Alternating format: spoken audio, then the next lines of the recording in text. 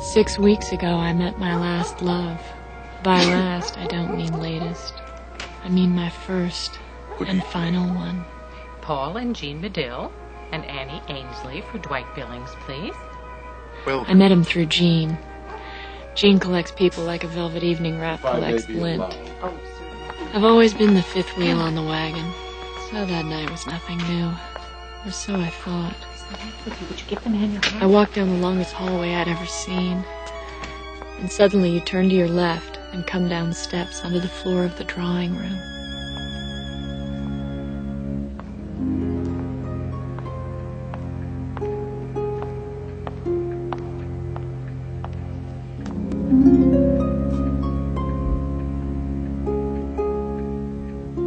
Every girl's glimpsed someone that she thought would have been just the right one for her.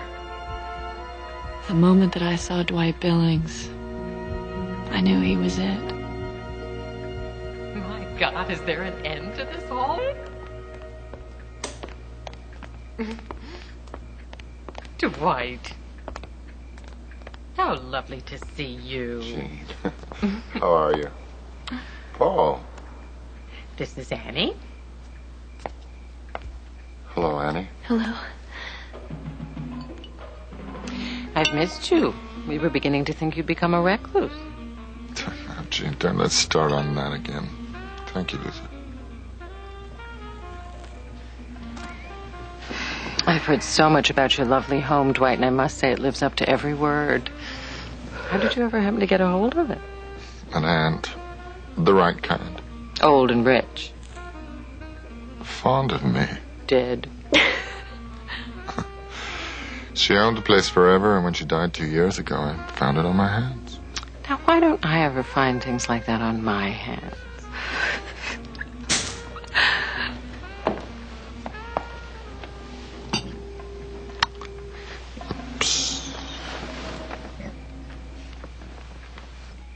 Why are your eyebrows up? Are they up? Yes, they're up. Oh, he just seems so sad, don't you think? Didn't you notice? I suppose so. I don't think I've ever seen him so blue. It's probably some girl. It always is. Just be careful. Jean, I'm the most careful girl you know. Careful girls don't put their cigarettes out in martinis.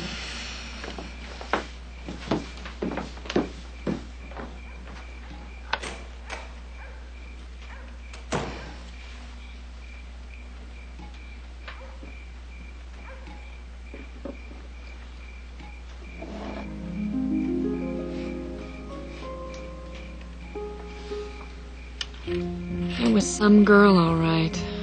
Some girl who wore cheap perfume. I wondered who she was and what she did to make him feel that way.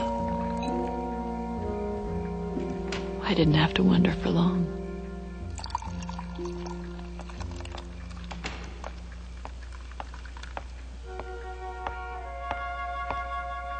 She stood there like a mannequin at a fashion display. Even the price tag was there in full view.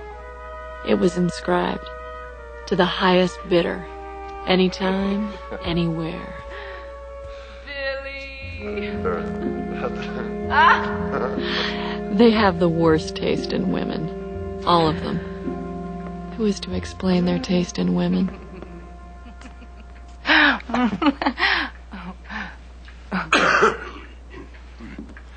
Mr. and Mrs. Stone.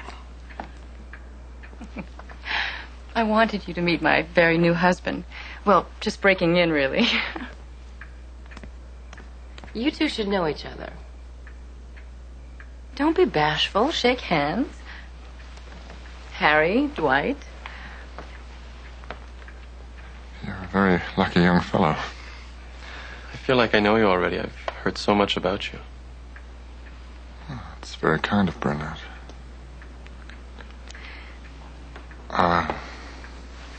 This is Annie Ainsley, Jean and Paul Medill.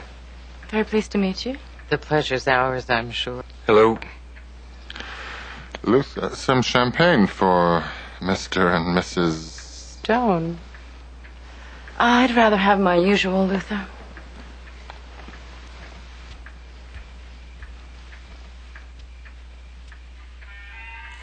The air was so thick with cheap perfume you could cut it with a knife. So where did you two honeymoon? We took a run up to Lake Arrow. Beautiful, isn't it, Harry? How is the old lodge? Is Emile still there? Emile's still there. Has he done anything about changing that god-awful wallpaper in the corner bedroom yet? He was always going to. It was yellow, and it looked as though somebody had thrown up all over it. Do you remember, Burnett? We happened to be up there at the same time once, vacationing. At the same time. I know you told me. It wasn't that the husband didn't know about them. It was that he didn't want to be forced into publicly admitting that he did. Well, we just thought we'd come by and say hello. Maybe we should be going. It was lovely meeting all of you. Oh, yes. Wonderful.